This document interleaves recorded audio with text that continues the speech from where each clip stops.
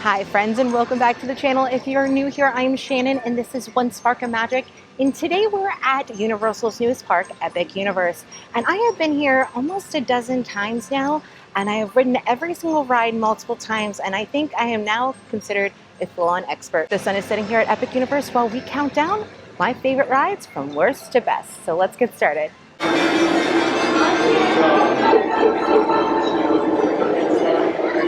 Starting off in last place, and unfortunately somebody has to take that spot.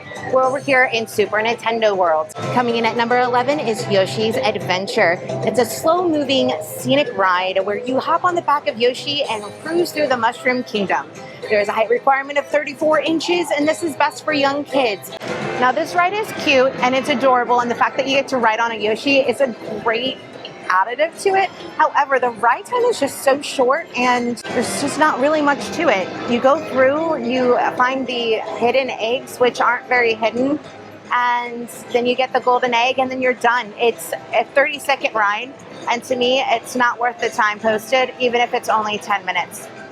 Now, if it's total walk-on, go ahead and do it because you do get great views of the whole Mushroom Kingdom and all of Super Nintendo World.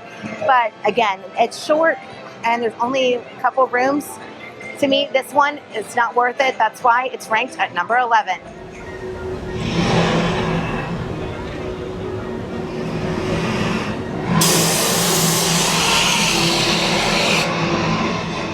So next up at number 10, we're over here at Isle of Berk with How to Train Your Dragon, and number 10 is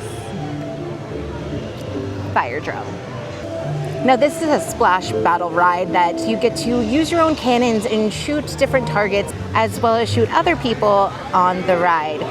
Everybody I see coming off this ride is definitely soaked from head to toe. Now this ride is great for family and for kids. Why? Because there's no height requirement for this one. And of course, kids love getting soaked on rides. I mean, I know I did when I was younger too. But as an adult, getting soaked just doesn't sit the same with me. I'd much rather stay dry throughout the day and be in as AC as much as possible and, you know, don't do those things. However, kids are going to love this. It's interactive, it's water-based. They're just going to love it. So if you do have littles, they're going to want to go on this. And if you're a parent of one of those children that wants to go on that ride, good luck to you. Bring a poncho and maybe a rain jacket and maybe an extra set of clothes. But now we need to head on because the sun's still coming down and we need to finish up with our top rides here at Epic Universe. So we're headed out to number 9. They do have dryers out here outside of the ride. It does cost $10, I believe. But if you need to dry off after getting soaked, this is where you're going to do it.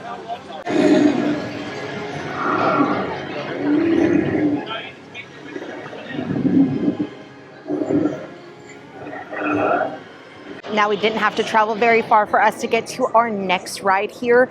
Coming in at number 9 is going to be Dragon Racers Rally. Here you're going to jump into a wooden style dragon and you're going to practice being able to rally race around with your dragon.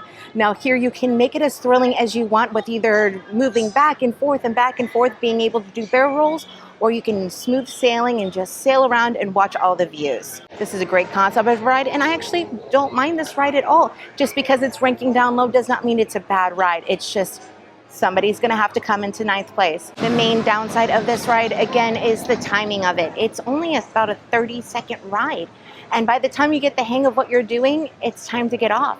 So anybody trying that hasn't been on one of these rides before isn't going to be able to do one of the barrel rolls or even get slightly tilted over. This ride does have a height requirement of 48 inches, and the pros of it are that you get to control the thrill and the intensity of the ride. But again, the cons of this ride, it's so short, and the wait times and the queuing, not so fun. All right, we've made our way back out here to Celestial Park, and coming in at number 8 is Constellation Carousel. Now, Constellation Carousel is not your average carousel ride. You're going to be able to go up and down, yes, just like any merry-go-round, but this one also turns you 360 degrees. Not only that, but instead of using the standard horses for this carousel, you're actually going to be riding on the back of actual real-life constellations, including lions, rams, you name it, they've got it. This carousel also is re-rideable because it has 7 different songs that you can listen to while you're on it. Some of them are super upbeat, some of them are more like a soft lullaby, but this definitely has all the things that you need for a carousel. But why does it come in so low if all these things are there? Well, as beautiful as this dome is and this carousel is and the light show, and especially at night when you're riding it, it's beautiful, but it's short and it's not very thrilling. So it has to come down a little bit because of that. Now, one of the good things about this is there's generally not a huge line for this, so it's easy to get on, especially during the day. At nighttime, the ride times do go up quite a bit just because people want to see the nice light show that's in there. But again, just because it's not number 1 does not mean it's not a good ride. I still highly recommend everybody going on this at least once, but that is our number 8, and we're moving on to number 7. Coming in at number 7 is going to be Mario Kart Bowser's Challenge. This one was a little tough to rank because it is really fun. This is an AR dog ride that you get to go through all these Mario tracks and collect coins and get points, and it's competitive and it's fun, don't get me wrong, but it's not as fun as it should be. Now, this ride is best for any Nintendo fan that's out there. If you love Nintendo games, you're gonna love this ride regardless if it's gonna be your favorite or not. And I would highly recommend you come on it and try it. However, the AR visor can be really confusing at first, and trying to really be able to aim correctly and see everything that you're supposed to be doing can be a little difficult, making this ride a little less fun. Now, the more times you ride it, the more times you get used to it, and the more points you can get, and you get to figure it out, and it won't be so confusing, and you won't be like me. However, it is a little confusing, and if you're only here one day and only going to be here one day and not coming back for a while, is it worth it to go on it if the first time that you're going on it is going to be just to try to figure it out and then have to wait another 2 hours to go on it? Now, this ride does suffer a lot from the fact that the wait times are so long. Generally throughout the day, you're going to see it sit at anywhere between a 75-minute wait to a 135-minute wait. Me personally, I like to wait until it's down to 35 minutes. Then, to me, it's worth it. Otherwise, I'm going to skip this ride. But that's why it's in here at number 7. Continuing on in Super Nintendo World, coming in at number 6 is going to be Donkey Kong and Minecart Madness. Now, this right here is for all you retro gamers that love Donkey Kong. You're going to absolutely love this ride. And this ride uses a special track system that makes you feel like you're skipping the track and actually jumping through and riding in the minecart. But that's part of the problem, and that's why it's ranked here at number 6. This ride is super rough. Now, maybe for the young people, it's not quite so bad, but I guess I'm getting old now because this is a little more rough than I personally would like. I've been on it a couple of times, and now that I know how rough it is, I kind of prepare myself accordingly. But also, this one gets dinged too because of its wait time. Now, people might say that the wait times are because it's so popular and people want to go on it. Sometimes it is, and sometimes it's because there's a low capacity and that it shuts down when there's any weather issues, and then also that the ride system itself is not reliable and it breaks down all the time. It happens a little bit more than an average ride would, so it gets itself a ding here on that one. Waiting 2 hours for a ride like this when it's that rough, not really in my wheelhouse. But again, it is a cute ride. I do like the ride. It's just, again, a little too rough for me. But let's move on. We've got more rides to go through, and we're about to get into our top 5. All right, we've made it to our top 5, and we're finally making our way for the first time today into the Dark Universe portal. So as we get into these top 5, some of these may be very controversial to you, and if they are, that is totally okay. I have my preferences, and so do you. I'm trying to show you what my opinion is, but also maybe what things you might like, and trying to show you that information. But if yours are different from mine, I want to know. I want to know what things you like, what things you didn't like, and what order you may put things into. I'm really interested to find that out, so make sure to put that in the comments. But we're headed into Dark Universe to find our number 5 ride.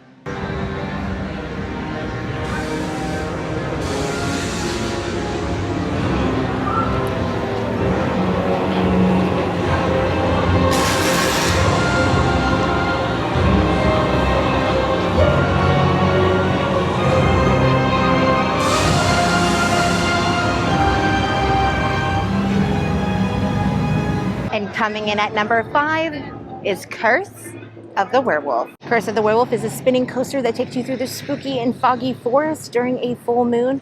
And we all know what happens to werewolves during full moons. Now there is a 44-inch height requirement for this ride, but this ride is still a family-friendly coaster. There is no inversions here, but the thrill of this one is that you spin and you spin and you spin. Now the greatest time I had on this was when I was with my brother and there was nobody on the backside of our cart and we could not stop spinning. It was like being on the Mad Tea Party at Disney, but that added to a roller coaster. It was absolutely fantastic. There was an essence of thrill and an essence of storytelling that was magnificent. Why does it come in number 5 though and not higher up? Again, the ride length is very short. If they just had another 20 seconds or even maybe 30 seconds, would make this ride that much better and might move it up past number 5.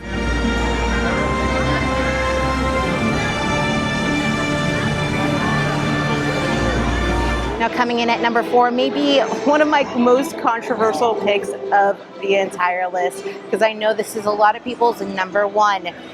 We're over here in the Ministry of Magic, and coming in at number 4 is the only ride that's here, the Battle at the Ministry. Now this is a trackless dark ride that drops right into the middle of the Ministry of Magic. Now when you're here in the Ministry of Magic portal, you are actually transported back to 1920s France, but as you go on to the Battle at the Ministry, you're transported back to the 1990s in England. This ride does have a 40-inch height requirement and is perfect for any of you Potterheads out there. This is the only Harry Potter ride that does not take place in one of the books or movies. This is its own sequel where you get to go and see the Trial of Umbridge.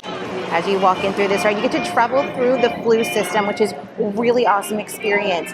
And the queue itself is super awesome, especially the first area that you walk into. It's just overwhelming of how great it is. It's great. You walk in and it looks just like the Ministry of Magic in all of the movies. And you feel like you're part of the story. But why is this ride ranked as my number 4 and not my number 1 like some of you? The story itself is not all that enticing. Yes, Umbridge's trial would be fantastic, but there's not even a pre-show to this, so the very first time you're writing this, you're just trying to figure out what's going on. There is nothing that leads you up to really understanding where they're at and what they're doing. For example, why are Ron and Harry a part of the Ministry of Magic? You didn't explain that to us. This isn't part of the books. It's not part of the movies. You didn't give us any explanation, so I ding them a little bit on that. I also feel like the ride leans a little too heavy on the screens and not enough on animatronics. Now the animatronics that they have are very high tech and I do think they're great, especially those Death Eaters. Those are pretty fantastic. However, it's not enough for me to say that it's better than some of these other rides here at Epic Universe. What could have made this a contender for number 1 would have been more animatronics, less screens, and a little bit more thrill. Originally during the previews, there used to be this big giant drop. Now that's not enough thrill for me, but at least there was something there. Now unfortunately with the sensors on this ride, that big drop was setting it off, making it break down all the time. So unfortunately, instead of it falling hard into the store, you are now just slowly dropping casually and calmly. Takes away from the momentum of the story, takes away from the momentum of the ride, and to me it kind of kills the thrill of it all. So is it still good? Yeah, of course it's still good. It's still my number 4, but is this worth a 2-hour wait? No, I would not wait more than 45 minutes. However, if you've never been on it, I would say 100 minutes. Today it's been sitting at that 100-minute mark or lower all day, which is the lowest I've ever seen it. So maybe the steam of this ride's coming down a little bit, so that might help in making it more enjoyable experience because you're not waiting 2+ hours for this ride. Come on, the sun's almost down, park's almost closed, we still have our top 3 to go. And at number 3 is none other than Stardust Racers. This here is the most thrilling coaster here at Epic Universe. Now this is a dueling coaster with both a yellow and green track. Here you're going to be speeding through the skies and racing to see who wins. There are multiple launches and multiple inversions and even a celestial spin. Now there is a 48-inch height requirement for this ride, and it is definitely for those thrill seekers out there. If you love coasters, you're going to love Stardust Racers. Why does it come in number 3 and not higher? Well, 1, it's just not as smooth as most new coasters are, but it's still really good. I love this. It's why it's in the top 3. Top 3 is amazing. And this is an amazing ride. This is so re-rideable, and both tracks, though they may be identical, are a little bit different in just the feel because you may go left first instead of right. And so just the feel of that is a little bit different. The green side tends to be just a tad bit on the faster side, but the yellow side tends to win most. So I'm always team yellow, but this is one of the most fantastic rides here at Epic Universe, and I'm so glad they have one of these thrilling coasters, and I hope they add a couple more during these expansions. Now, one of my tips for riding Stardust Racers is to ride it at night. So they do not light the track here, and only the ride vehicles are lit. So as you're riding through, you can't see the track very well, but then the people on the outside see it, and it looks like comets actually shooting through the sky. If you want to know more about this and some of the backstory and all the things that have to do with Back to the Future and Stardust Racers, check out my portal tour of Celestial Park, and you'll hear the whole backstory. But we still have the top 2 to go, so let's get going. All right, you guys, we have made it up into our top 2, and if you can't tell where I am right now, then you haven't been watching. But number 2 coming in here is Hiccup's Wing Gliders. Now, I absolutely love this ride. This is a smooth sailing ride where you're feeling like you're flying on the back of a dragon through Isle of Berk. It goes throughout the entire land, and it is one of the smoothest coasters I have ever been on. I absolutely love this ride and love how immersive it is, and I can guarantee you that part of the reason that it's so immersive is that soundtrack. It plays the soundtrack from the movie, making you feel like you're right there inside the movie as you're gliding through right by the water tips and over the mountains. And if you can't tell, I really love this ride. Now, this is a family-friendly coaster, but there is a 40-inch height requirement. Now, as much as I love this ride because of its great pacing and scenic views, and that the fact that it's so fun and the soundtrack that's with it, this may not be for everybody. This is more of a tamer coaster, and it might be too tame for some of you thrill seekers out there. But even though I am somebody that absolutely loves those thrilling roller coasters and loves the inversions and the turn banks and everything of that nature, this one was just so much fun, and I could ride it over and over and over and over again. And that's why it's at number 2.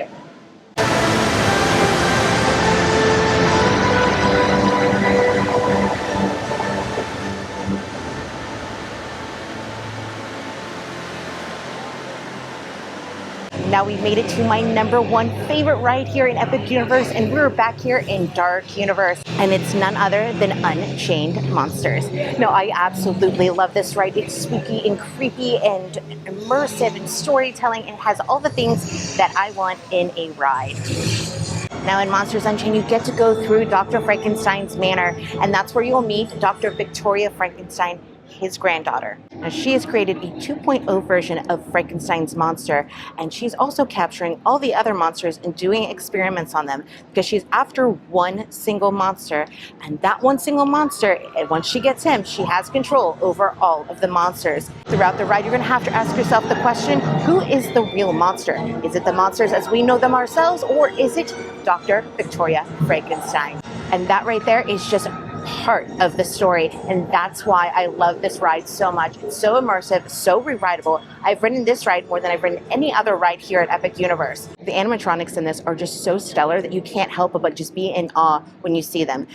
The Frankenstein 2.0 monster is absolutely amazing. And you have all the classic Universal characters in here that you get to see, from the Hunchback of Notre Dame to the Phantom of the Opera, the creature from the Black Lagoon, Dracula, the Wolfman, you name it, it's in there. Any of the classic Universal monsters are in this ride, and they are amazing animatronics. If I had to pick my favorite, it would be the very last Dracula or the Wolfman after you go underneath the wooden part. I don't want to spoil it for anybody, but those are my 2 favorites probably. As many times as I've ridden this and I know exactly what's coming, I still get little spooks and scares there, here and there. Now, this ride isn't for everybody. If you do not like spooky rides, or if you have little ones, this might be a little too intense for them. But on the thrill side of things, this ride is a little less intense. Uses the same ride track, say, as Forbidden Journey over in Islands of Adventure. It's very similar to that, a little bit more throwing back than that, but still that kind of calm, that kind of intensity if that's what you're looking for. But this, by far, is my number 1. It has the storytelling, and it has the animatronics, and it has the practical effects. It doesn't rely just on the screens, and it uses the screens only to enhance the practical effects that are already there. It's fantastic. It gets all of your senses going, your nose, your touch and feel, everything is just immersed into this ride, and I think they did an absolutely fantastic job. This ride deserves to be number one, not in just my personal opinion, but this is the only ride here at Epic Universe that actually has a pre-show. I think that should tell you enough that this should be the number one ride. All right, we made it through the entire list of rides here at Epic Universe. You now know my opinion of every single ride and what order I like them in, and I want to hear from you. Let me know in the comments below what your favorite rides are, what order they are, what you agreed with, what you didn't. I'd love to hear from you. And until next time, I am Jen with One Spark of Magic, and I'm wishing you the most epic of adventures. Toodaloo.